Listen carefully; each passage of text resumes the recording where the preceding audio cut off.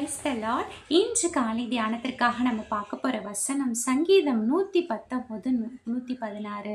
நான் பிழைத்திருப்பது உமது வார்த்தையின்படி என்னை ஆதரித்தருளும், என் நம்பிக்கை விருதாவாக போக என் வெட்கத்துக்கு உட்படுத்தியாதையும். ஒரு அருமையான வசனம்.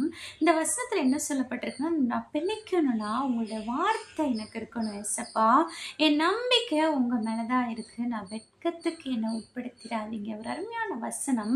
தாவீது ராஜா எழுதின சங்கீதம்.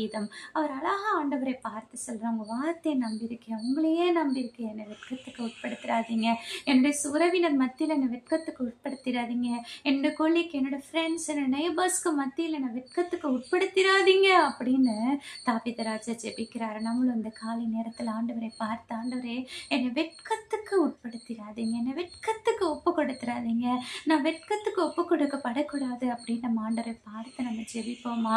ஒரு நிமிடம் கண்களை மூடி, அப்பா ஆண்டவரே தாவீது ராஜா சொன்னது போல அப்பா நாங்கள் உண்மையே நம்பியிருக்கோம், உங்களுடைய வார்த்தையை நம்பியிருக்கோம்ப்பா, நாங்கள் வெட்கப்பட்டு போகாதபடி எங்கள் தலையை நீங்கள் நிம்மர பண்ணுங்க. இந்த காலை நேரத்தில் எங்களுக்கு வாக்குத்தத்தமாய் கொடுத்த அந்த வசனத்திற்காக உமக்கு நன்றி செலுத்துகிறோம். இயேசு கிறிஸ்துவின் நாமத்தில் ஜெபிக்கிறோம் நல்ல பிதாவே, ஆமென். Have a nice day. Thank you.